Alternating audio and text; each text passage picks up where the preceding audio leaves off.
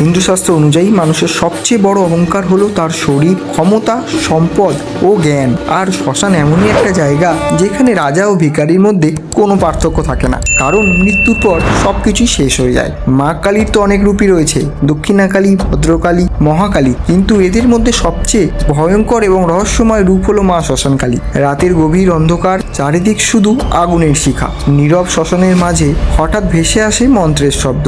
আর সেই রহস্যময় স্থানের অধিষ্ঠাত্রী দেবী হলেন মা শ্মশানকালী। কিন্তু কেন মা কালীর এই ভয়ঙ্কর রূপ? কেন তিনি শ্মশানে বাস করেন? আর কেন তন্ত্র সাধকেরা মধ্যরাতে তার সাধনা করেন? আজকের ভিডিওতে আমরা এই সব রহস্যময় তথ্যগুলো জানবো বন্ধুরা। শাস্ত্র অনুযায়ী মা শ্মশানকালীর রূপ প্রথম দর্শনে অনেক ভয়ঙ্কর মনে হতে পারে। তার গায়ের রং অমাবস্যার রাতের মতন ঘোর কৃষ্ণবর্ণ, এলোকেশী মা, গলায় তার নরমুণ্ড মালা, যা 50টি সংস্কৃত বর্ণমালার প্রতীক। মায়ের ডান হাতের রক্তমাখা খড়গ, যা দিয়ে তিনি আমাদের অজ্ঞানতাকে নাশ করেন।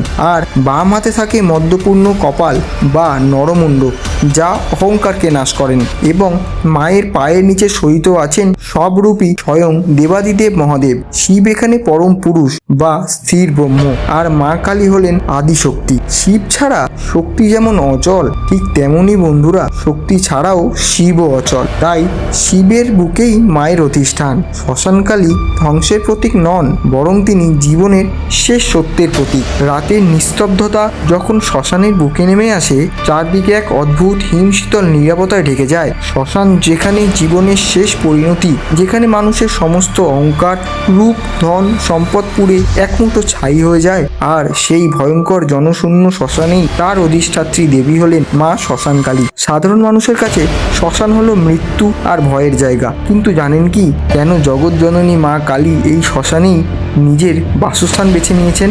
আজ আমরা উন্মোচন করব মায়ের এই ভয়ঙ্কর অথচ পরম করুণাময়ী রূপের পেছনের এই গভীর রহস্যটি। তন্ত্রসাধক এবং মাতৃভক্তিদের কাছে শ্মশান কোনো ভয়ের জায়গা নয়, বরং এটি অতি পরম পবিত্র স্থান।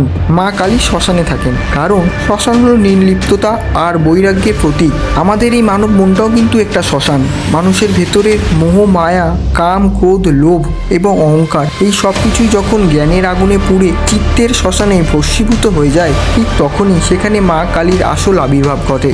মা আমাদের এই শিক্ষায় দেন যে সৃষ্টির শুরু যেমন আছে, ধ্বংসও ঠিক তেমনই এক অমোঘ সত্য। ধ্বংস ছাড়া নতুন সৃষ্টির কোনো অস্তিত্ব নেই। পৌরাণিক এক কাহিনী অনুসারে বন্ধুরা, রক্তবীজ নামে এক দস্যু ছিল এবং তাদের বধ হয় স্বয়ং মা কালীর হাতেই। এই প্রবল অসুরদের বধ করার পর মা কালীর ক্রোধ এতটাই বেড়ে গিয়েছিল যে তার ধ্বংসলীলায় গোটা বিশ্ব ব্রহ্মাণ্ড কেঁপে উঠেছিল।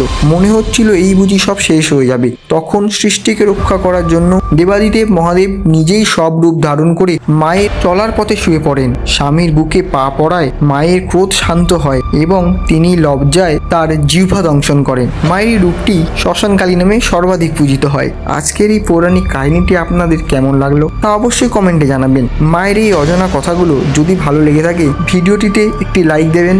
এমন আরও আধ্যাত্মিক পৌরাণিক গল্প শুনতে হলে চ্যানেলটি সাবস্ক্রাইব বা ফলো করতে হবে।